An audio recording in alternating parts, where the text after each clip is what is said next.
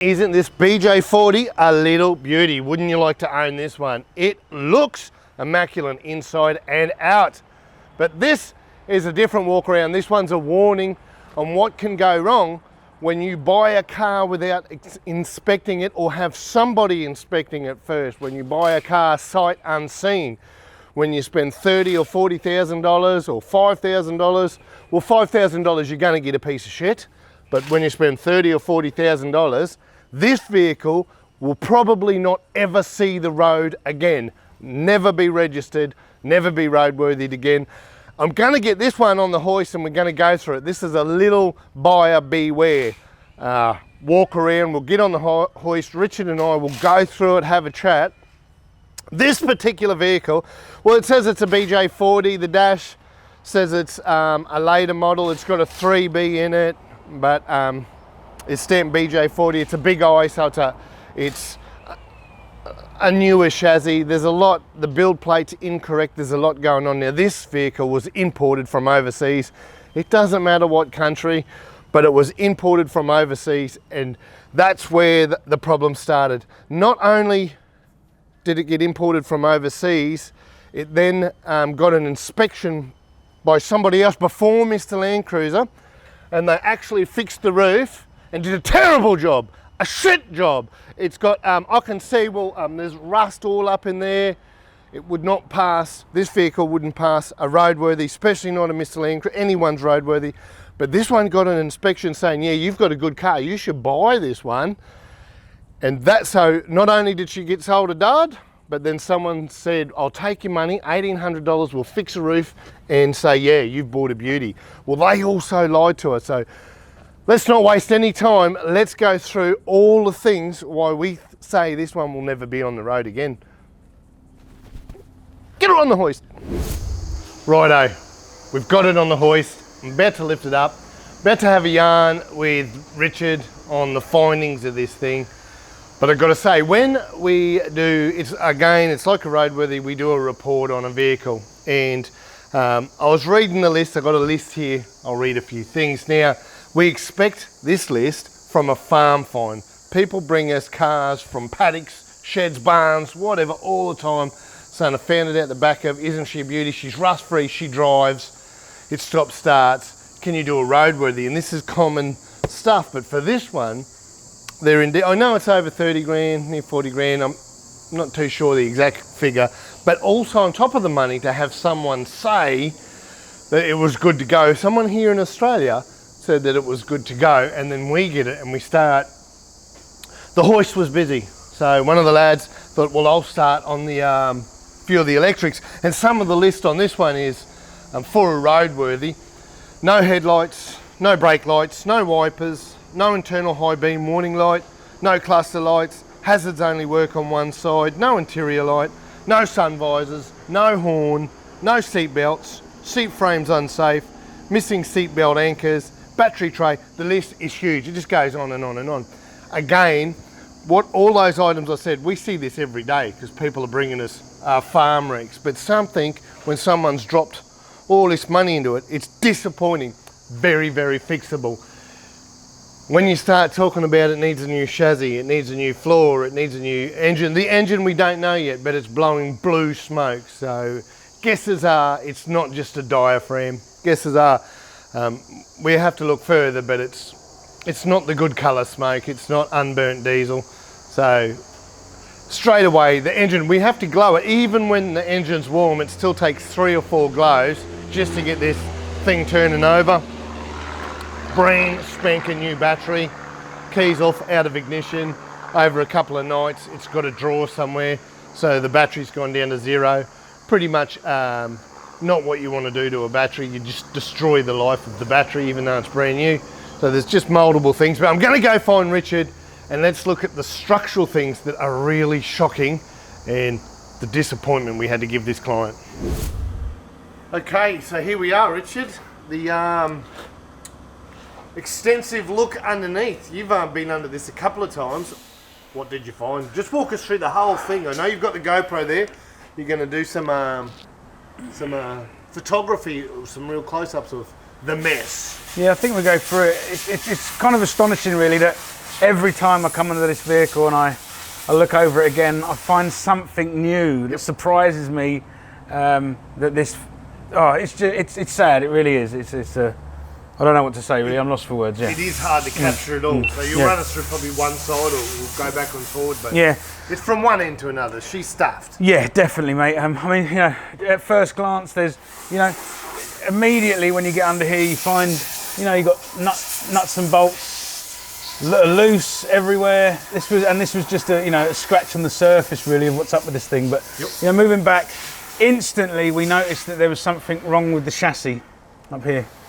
That, you know, this is supposed to be a two-piece C-section with rivets through it, right? And this thing has just had a massive bit of metal welded right over the top of it. And if you come back here, you'll see that they've just oxied the holes to emulate the holes that are supposed to be in it from factory. You know, it's shocking. It really is. And you can see here, just if you hold that torch, Paul, you can see here, this is bog. So this is disguising the welds that are going on along here. This is from one end to another. Yeah, it is. It definitely is. Yeah. You just went past a. Oh yeah. How can I miss that? Yeah. So yeah, they've done a shackle reversal on this vehicle, and as you can see, that is the welding that they've done here to hold that to convert the shackle hanger to the rear here. It's just unbelievable. I don't know how you go over your first bump and that would just clean break off. I reckon it's just shocking. They're all like that, not just this no, front, rear. All the way out the back, all the way out the back.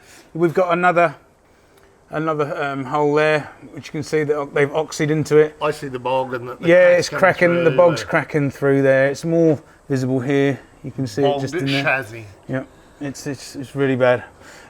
Moving back from there, they've not just bogged the chassis. Look at this thing. We've got.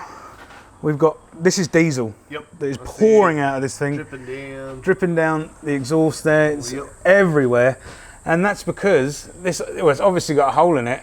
But again, they've used bog. You can see up here.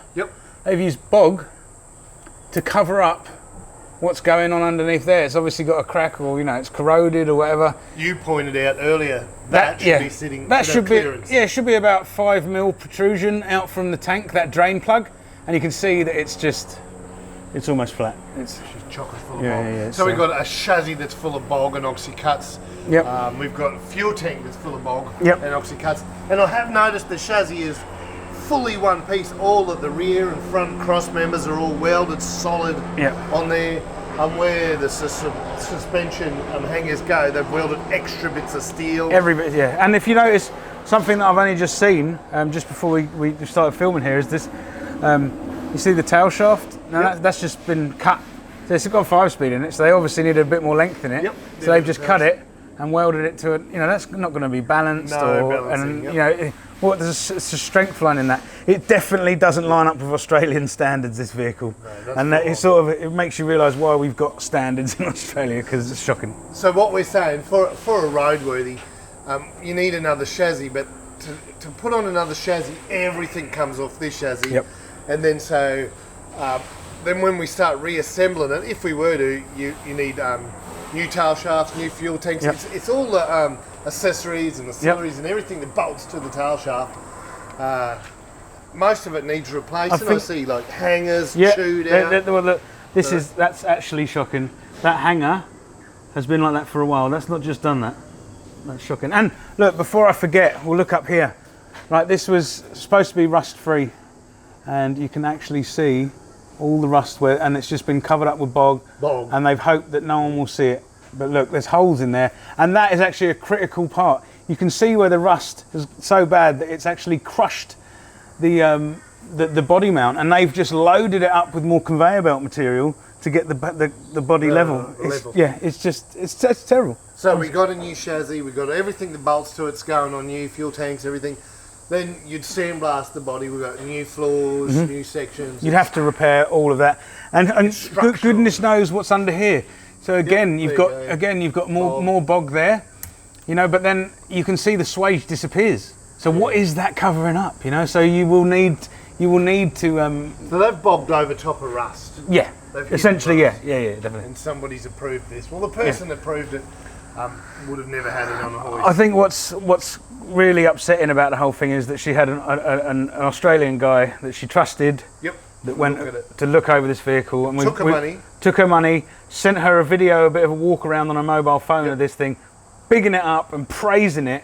So, and if he was any sort of a mechanic, come on, man, it's not hard. So Richard and I both got to see the video that our client saw, and the walk around looked good. This thing looks mint. It would have sold me. It would have sold me. A mechanic telling you, buy it. Exactly. His words were, "You've got a doozy. It's a bottler." He was giving it all the right words. Yeah, definitely. And it's a this thing is dangerous. It should never ever be on Australian roads in this condition without tens of thousands of dollars being spent on it. A lot of money. I think we'll go and we'll have a closer look. There's things like seat frames, they look homemade. So once we've done that, if you've done the body, you've done the chassis, then we start going inside, and there's rust inside. There's seat frames that will never be approved because they're homemade. There's even no mounting points for seat belts. No, that's right. It looked good, hey, with the vinyl for it. It's all brand new, all new trimming and everything like that. Looks fantastic. Look really nice. As soon as you start to lift up that and look underneath, there's warning signs immediately. And then the inside, you go, oh, it was very nice. It's got aircon, but you spotted that the aircon brackets are all homemade. The aircon brackets are homemade. The power steering pump brackets are homemade and actually on an angle. So they've just done the bolts up, and it's sort of half bent on its own. I reckon we'll take a close look. I'll go through it. I'll get it off the hoist. And let's go through it a little bit further. Definitely. Okie dokie, under the bonnet. Normally when I lift the bonnet up, this part of the walk around, we talk about how exciting it is, how they've done this, how they've done that, all the cool stuff. Well, let's zone in on all the uncool stuff on this one. It's everything looks in place. It's a nice shiny little 3B, and it's got a few issues. We'll start with someone's put the power steering. This one didn't come with power steering, so you can't see it, but down low, if we look at the fish plate, it does have fish plate. It doesn't have crush tube in there, and that fish plate isn't welded. So to the Australian standard, that is a big no. While we're still on the power steer, both the power steer has homemade bracketry, and the aircon has homemade bracketry as well. Again, would have to take a closer look. The power steer wouldn't pass here in Australia. The aircon maybe would have to have a closer look, but it's just homemade stuff that, again, for the money. It's more things that have to be addressed. Also, while I'm in here, it is a shame, I think I mentioned this is a brand new battery, but because there's electrical gremlins, there was a power draw, and it's just brought the battery to 0% multiple times, which in fact destroyed a new battery. It's just shortened its life massively, and it'll never return. Also, this right beside me here is a build plate, and that build plate is homemade. So I've seen blank ones. I see you can buy blank ones. I don't know the legalities because it's not something that Mr. Landcruiser offers. Well, this has been a purchase one. It's not a Toyota build plate. It's stamped from the wrong direction, so you can just fill it out how you please, and somebody's done that. So that then again questions the legalities of is it an original car? Do things belong there? Anything like that. So not cool for the person that's just spent that money. Now, also not cool, a little bit more not cool. We'll go inside, we'll go through a few things because it looks bloody nice, but let's have a closer look at the interior. There you go. I just opened the door to talk about the interior, and I've leant on the dash pad, and look at that. She's stuffed. That's not in there properly. This model might not even, it's just stuffed. That's not a genuine one. It's like a bit of foam. That's the least of this thing's worries, mind you. Okay, when it arrived, jumped in it and thought, this is nice, this is cool. We've seen imports before. They're, they're questionable, but they're fixable. And first impressions, impressed. You're very impressed, but then we start looking. So the floor's beautiful. Whoever does the liner, it looks really cool. But then we remove it, look underneath, and the rust. The rust is Again, on the top, it goes right through where the cab's mounted to the chassis. So very, very dangerous. Cab has to come off to fix this one before it gets roadworthy. Cab must come off. Also, our client, she has paid money to have the roof repaired, I believe she's saying. And up in the back corner, you can see they've painted over the rust. It's as easiest to see as daylight. Terrible, terrible. The seats look all upholstered and comfy. They are quite comfy. The seat frames are just, the welding, the thickness. There's a bolt in there on an angle with no washer. It's just not acceptable. Them seat frames and the way they're put in there, just not acceptable. So again, we're talking, it's big items, it's little items. It's just for the poor client. It's just we're going to need this, more money, more money, more money, more money is virtually what we're saying here. The weather strips, most of them are going to need replacing. There, look at that. That's, I don't even know what. It's not a genuine one or a good quality one, and it's falling off. And they've made a big mess sticking it in there. So they've got to be addressed. There's so much that needs addressing. That's the inside. You know, everything else looks pretty sweet. It's the stuff that when you go searching, you're going to be really, really disappointed. Okay, look at this. It has genuine quarter headlights and genuine quarter. I don't actually know how to say it. It's Koto, some people say, Koito. But it's got genuine indicators, headlights, neither of them work. Look at this, the European genuine mirrors. It's such a shame. It comes in looking so pretty with all these genuine bits. Still outside, it just adds to the bills. These wheels, they will never see Australia standard. They're poking out the offsets and the size of these wheels. So that's another thing. That's only minor, but it's another couple grand if she chooses to fix this. Would you fix this one? Now, if you're the guy at home that's doing the work himself, this ain't too bad. You got yourself a donor car or something. Unfortunately, if you purchase it to send it to a garage like Mr. Landcruiser or Panel Works R Us or whatever you choose, it's going to be very expensive when you're paying by the hour, and we've got to source parts that not necessarily are available anymore. Can you find a chassis anymore? People put up a post in a forum, I need a chassis. They'll get 3 or 4 answers. But then the guy selling it in his backyard, how real confident are you?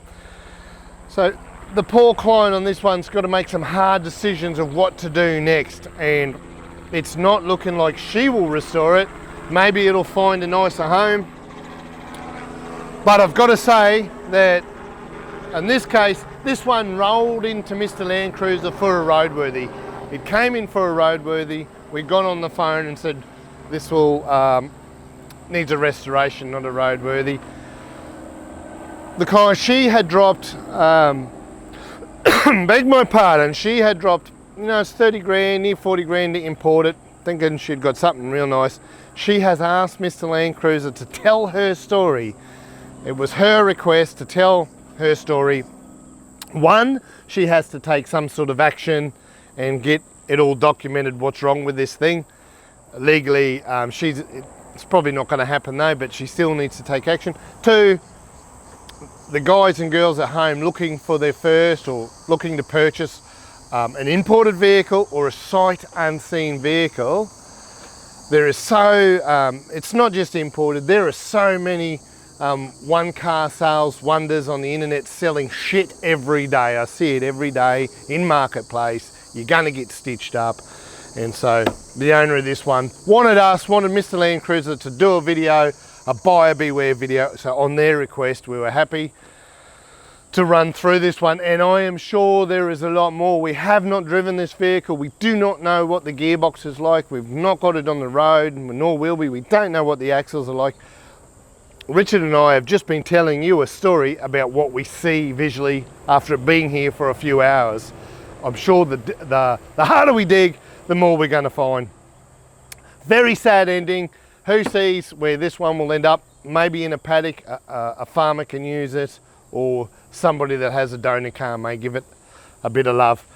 Supposed to be a BJ40, who knows? Not going back on the road. It's a damn shame.